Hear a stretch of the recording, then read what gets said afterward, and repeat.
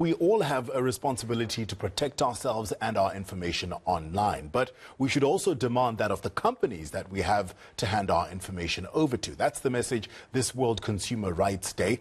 Duane Nicol from IT security specialist firm Memecast is here with us. Memecast or Mimecast, Duane? Mimecast, Tapfuma, how's it going? My apologies, Mimecast. Thank you for joining us, Duane. Duane, make the connection for me between consumer rights and cybersecurity and cyber threats.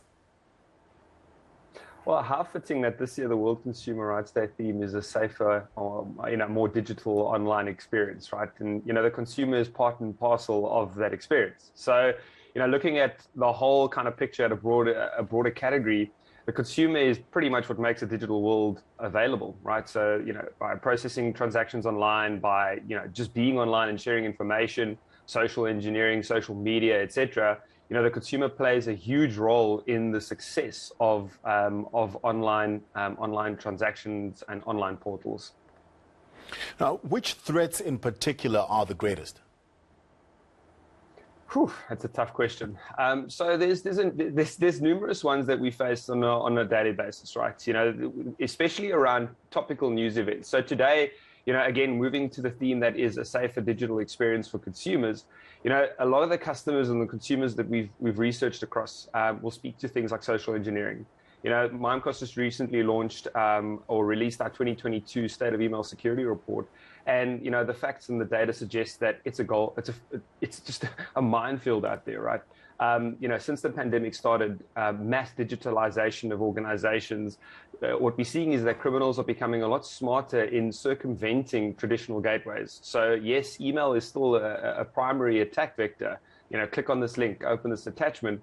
But what we're seeing a large scale evolution through is to, kind of mimicking brands online. So this looks like your favorite e-tailer. You complete a transaction and lo and behold, your parcel never arrives because you actually transacted with a fraudulent website.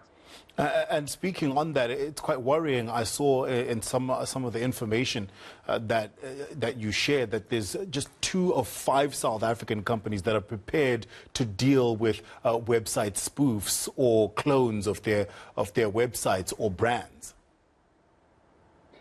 Yeah, and Tapfuma, the reality is that it's incredibly difficult for companies to have a view on that, right? So it's so untraditional to what companies have thought will save them in a technology ecosystem. So from a security standpoint, there's things like firewalls and email protection gateways and all the basic stuff.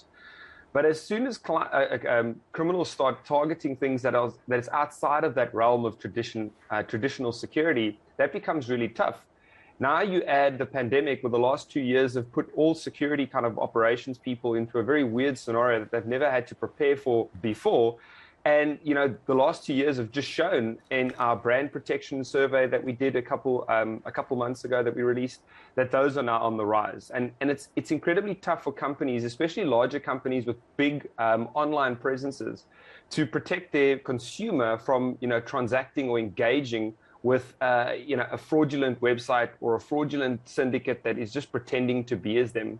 And that's a massive challenge that companies have to, try and think about, because the reality is that as legislation catches up with, as legislation catches up with these things and is built to protect the consumer, as we saw with the Consumer Protection Act a number of years ago, it's giving the consumer a far larger right to, go against or go for their kind of protection and understand how they can start looking at, going up against a large corporate to, make a case against something that they've potentially lost in a fraudulent transaction. How do companies then protect themselves against things like you're saying that are outside the realm of what they normally deal with? And do you have insight into how it affects their brand in terms of how consumers view them? Yeah, so I'll answer your second part first, because I think from a psychological standpoint, once bitten, twice shy. And even though it's not the company's, fault that, someone mimicked their brand online and made people do a transaction, the consumer's psyche makes that just so much harder, right? Consumerism in itself is, I deal with this person or I deal with this company, I process my transaction and something goes wrong. therefore I don't go back again. And there's multiple competitors in the space, and therefore I'll still get my, my thing from somewhere else. So that's the first thing. The second thing is what that does to a company.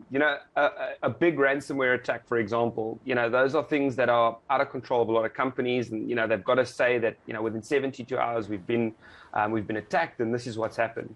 With this side of things, these things start happening, for months in advance without the company even knowing it's happening, right? And by the time that it's come to the fore, or someone's let your abuse channel know at your email address, 50,000 of your consumers have been attacked already, and it's now taking it down is kind of retrospectively incredibly difficult, because you just don't understand the breadth or the scale of what that attack meant for the basic consumer on the street.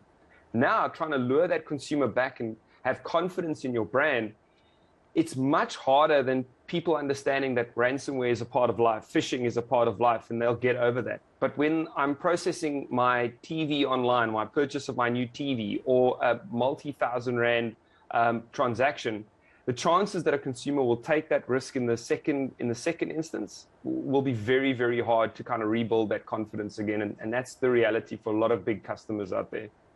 All right, Duane, thank you so much for your time. We appreciate it. IT security specialist Duane Nicol.